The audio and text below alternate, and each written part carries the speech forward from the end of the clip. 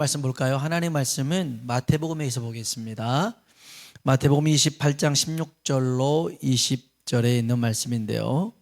마태복음 28장 16절로 20절 같이 한번 읽어보겠습니다. 11 제자가 갈릴리에 가서 예수께서 지시하신 산에 이르러 예수를 배웁고 경배하나 아직도 의심하는 사람들이 있더라. 예수께서 나와 말씀하여 이르시되 하늘과 땅의 모든 권세를 내게 주셨으니 그러므로 너희는 가서 모든 민족을 제자로 삼아 아버지와 아들과 성령의 이름으로 세례를 베풀고 내가 너에게 분부한 모든 것을 가르쳐 지키게 하라. 볼지어다 내가 세상 끝날까지 너희와 항상 함께 있으리라 하시니라. 아멘. 손 한번 인사할까요? 하나님의 은혜가 당신에게 임하기를 원합니다.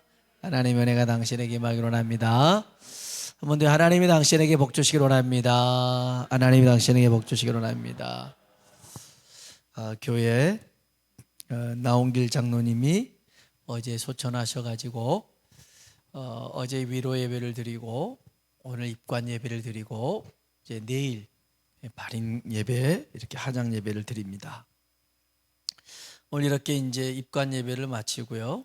이제 여기 서울 의료원에서 장례식장에 이제 나와서 얼마 안 돼서 이제 신호 대기 중인데 옆에 그 오토바이 킥 하시는 분이 트로트를 틀어놓고 노래를 듣고 있더라고요. 근데 그 노래 가사가 저한테 들렸어요. 살아보니 별거 아니더라. 죽는 것은 똑같더라. 그래서 딱 이거 두 가사였는데 살아보니 별거 아니더라. 죽는 것은 똑같더라. 찾아봐 이가 어떤 노래가 했더니 잘 안 나오더라고요. 참 이게 좀 생각을 많이 할 수 있을 만한 노래 같은데 근데 이 노래 가사가 반은 맞고 반은 틀려요. 죽는 것은 똑같죠. 그러나 죽음 이후는 다릅니다. 달라요. 예수님을 믿는 자는 생명의 부활로 천국에 이르게 되고 예수님을 믿지 않는 자는 심판의 부활로 지옥에 이르게 되죠. 죽는 것은 같지만 가는 곳은 다르더라는 것이죠. 헨리 나우엔이라는 분의 책 중에 죽음 가장 큰 선물이라는 책이 있습니다. 거기에 공중고개사 이야기가 나옵니다. 그 서커스 보면 공중에서 이렇게 고개하는 사람들 있잖아요. 이렇게 줄을 타고 그 다음에 뭐 이렇게 그네 이렇게 왔다 갔다 하고 막 그런 사람들 그 얘기입니다. 그러면서 이런 얘기합니다. 공중고개사가 줄을 놓는 것은 날아갈 곳이 있기 때문이다. 공중고개사가 붙잡아 줄 상대가 있기 때문에 자기를 붙잡아 줄 거라는 믿음이 있기 때문에 그 공중에서 줄을 놓는 것이다. 그잖아요. 이렇게 막 왔다 갔다 하는 저쪽에 있는데 내가 잡고 있는 것들을 쑥 가서 놔요. 그럼 남이 떨어지겠잖아요. 그냥 노는데 옆에서 딱 받아주잖아요. 내가 이 줄을 공중에서도 이 줄을 놓을 수 있는 것은 이 상대방이 있고 이 상대방이 잡아줄 거라는 믿음이 있더라는 거예요. 그러면서 죽음이라는 것, 예수 믿는 사람의 죽음이라고 하는 것은 이게 내가 놓은 게 끝이 아니라 저쪽에서 하나님이 붙잡아 주시는 거라는 거죠. 그래서 장례식이 우리 편에서 보면 슬프잖아요. 슬픔의 환송식이지만 하나님 편에서 천국 편에서 본다면 어서 와 기쁨의 환영식이 되는 거예요. 그렇죠? 그게 예수님 믿는 사람의 장례식이라는 거죠. 그래서 우리에게 이 날이 슬픈 날만이 아니라 그렇게 소망의 날이 될 줄로 믿습니다. 우리가 지난 주일날 부활주일 예배를 드렸는데 십자가에 죽으시고 사흘 만에 부활하신 예수님이 제자들하고 갈릴리에서 만나기로 약속을 하셨어요. 그리고 그들에게 지상 대명령을 사명을 주십니다. 우리 한번 성경 봅시다. 마태복음 28장 19절 20절입니다. 읽어볼까요? 그러므로 너희는 가서 모든 민족을 제자로 삼아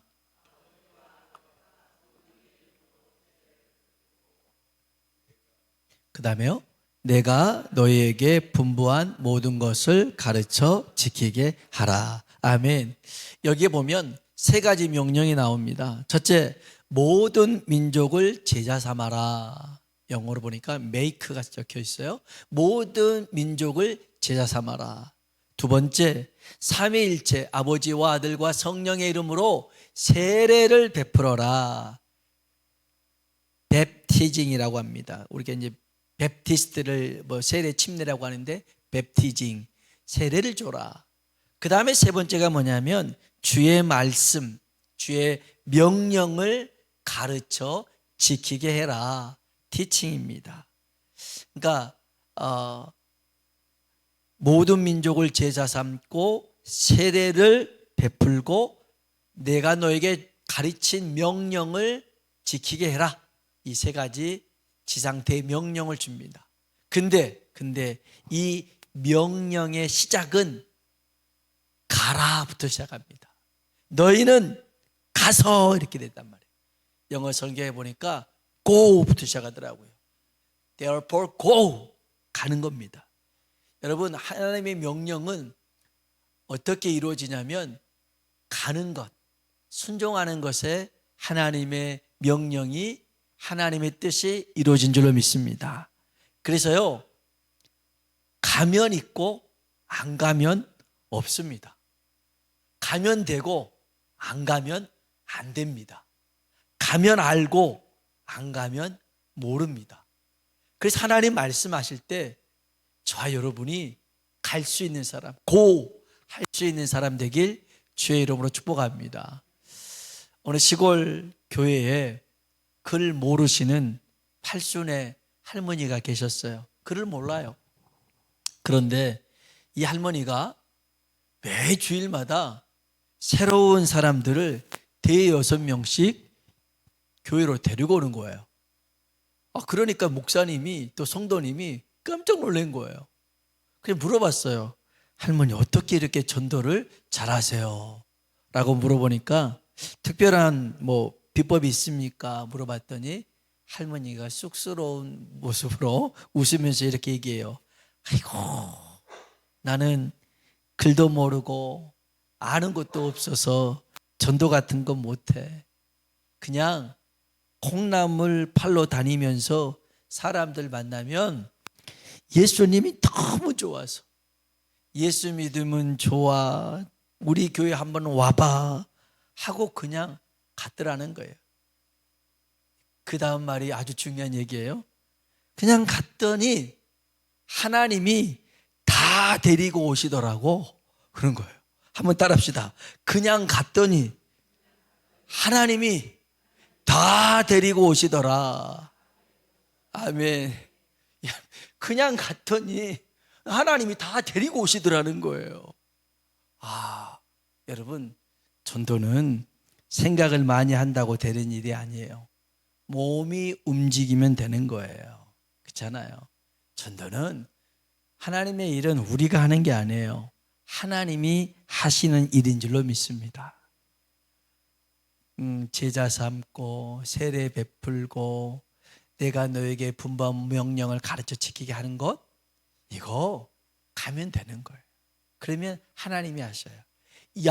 이 명령을 주시고 하나님이, 우리 주님이 두 가지 약속하신 게 있는데 그 첫 번째가 있어요. 한번 봅시다. 28장 18절입니다. 읽어볼까요? 예수께서 나와 말씀하여 이르시되 하늘과 땅의 모든 권세를, 아멘, 하늘과 땅의 모든 권세를 하나님이 예수님에게 주셨대요. 그래서 예수님이 그 하늘과 땅의 권세를 제자들에게, 믿는 우리에게 주셨더라는 거예요. 하늘과 땅의 권세가 뭐냐? 예수님의 이름인 줄로 믿습니다. 빌립보서 2장 9절로 11절에 보니까요, 같이 한번 읽어봅시다. 이러므로 하나님이 그를 지극히 높여 모든 이름 위에 뛰어난 이름을 주사 하늘에 있는 자들과 땅에 있는 자들과 땅 아래에 있는 자들로 모든 무릎을 예수의 이름에 꿇게 하시고 모든 입으로 예수 그리스도를 주라 시인하여 하나님 아버지께 영광을 돌리게 하셨느니라. 아멘, 아멘. 하나님이 예수님의 이름을 높이셨대요. 하늘에 있는 것이나 땅에 있는 것이나 땅 아래에 있는 모든 것이 예수님 이름 앞에 무릎을 꿇게 하셨더라는 거예요. 무슨 말이에요? 예수님의 이름에 능력이 있더라는 거죠.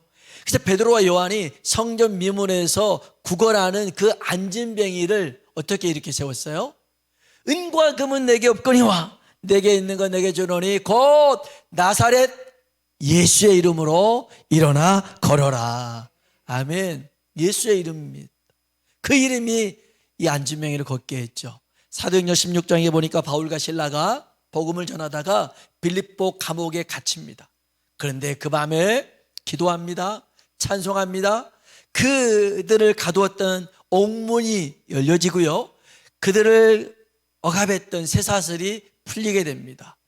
그리고 더 놀라운 것은 그렇게 끝나는 게 아니라 빌립보 간수의 집을 예수님의 이름으로 구원받게 한 줄로 믿습니다. 예수님의 이름에 능력이 있어요.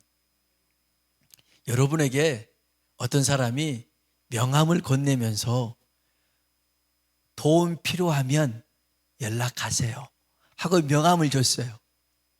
명함을 보니까 급전, 일수 이런 거면 짜증나잖아요.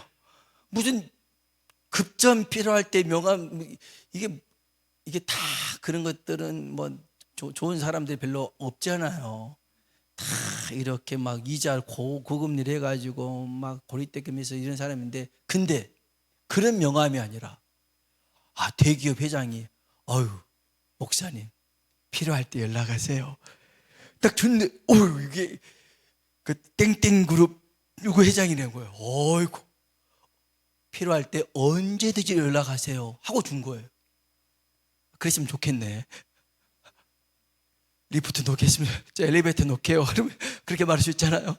아무튼 시장님이 언제든지 필요하면 연락하세요. 근데 요즘은 또 이제 선거철 되니까 명함 주는 사람들이 많아요. 그런 명함은 별로 필요가 없는데 진짜 회장님, 사장님이 주는 명함은 얼마나 가치가 있겠어요. 필요하면 언제든지 말만 하라고 주는 명함 좋잖아요. 힘이 있잖아요.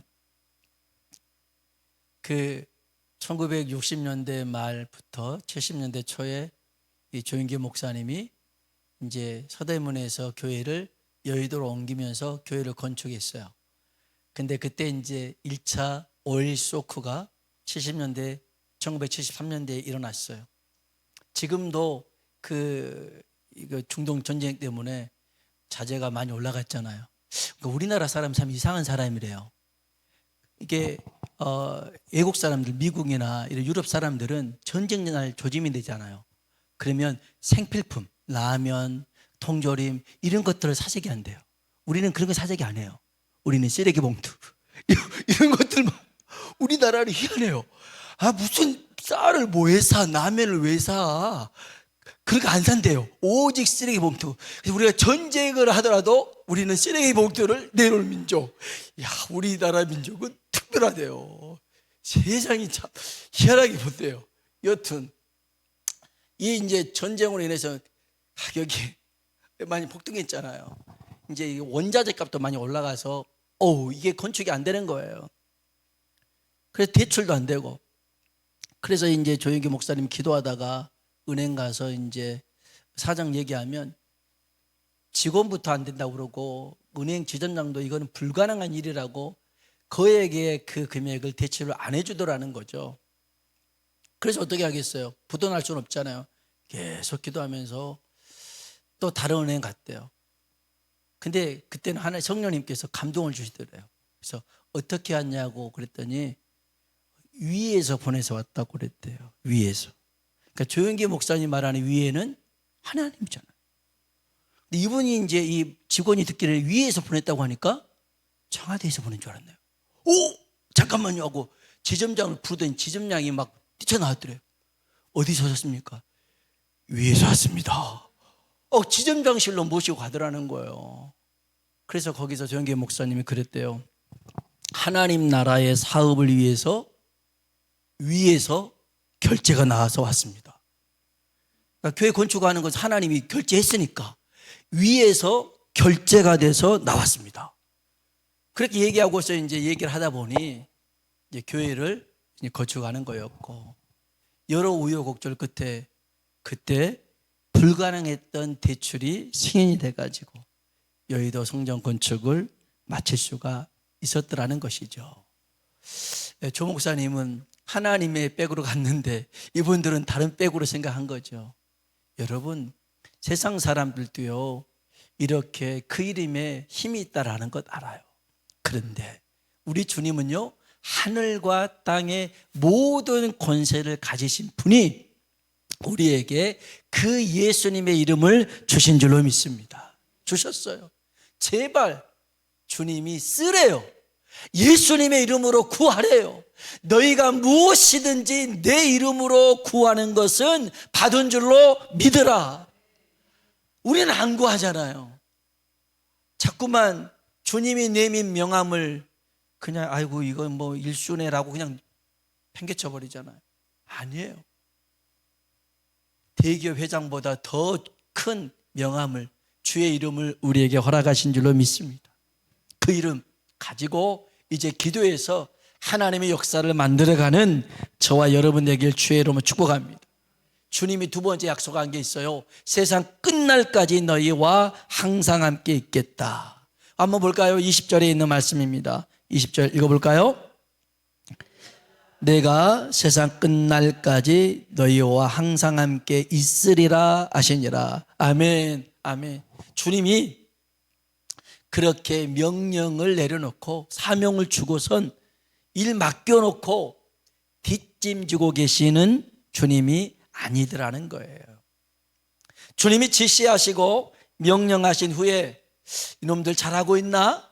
관리 감독자로 와 계신 게 아니더라는 것입니다.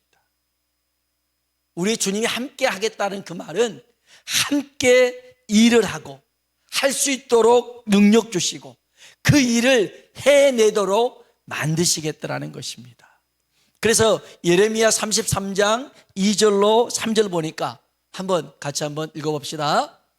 이를 행하시는 여호와, 그것을 만들며 성취하시는 여호와, 그의 이름을 여호와라 하는 이가 이와 같이 이르시도다. 너는 내게 부르짖으라. 내가 내게 응답하겠고 내가 알지 못하는 은밀한 일을 내게 보이리라. 아멘. 내가 알지 못하는 크고 은밀한 일을 보이겠다라는 말은 그 일 내가 함께 하겠다는 거예요. 그 일들을 이루시겠다라는 거예요. 여러분, 그래서요 주님이 말씀하신 것은 그냥 말씀하신 게 아니에요. 공수표를 남발한 게 아니라 되면 좋고 안 되면 말고 그런 약속이 아니에요. 하나님이 하신 약속은 반드시 이루어질 줄로 믿습니다. 그래서 여러분, 우리가 그 이름 가지고 기도하고 그 이름 가지고 함께 주의 역사를 만들어가는 우리가 되길 축복합니다. 부활의 증인인데요, 물론 이 11명의 제자들이 부활의 증인이기도 합니다만은 이것은 이제 다음 시간에 한 번 더 보고, 먼저 부활의 증인, 첫 번째 증인이 누구냐면 예수님 자신이 부활의 증인이 되셨습니다. 그게 무슨 말이냐면 사도행전 1장 3절 볼까요? 같이 한번 읽어봅시다. 그가 고난받으신 후에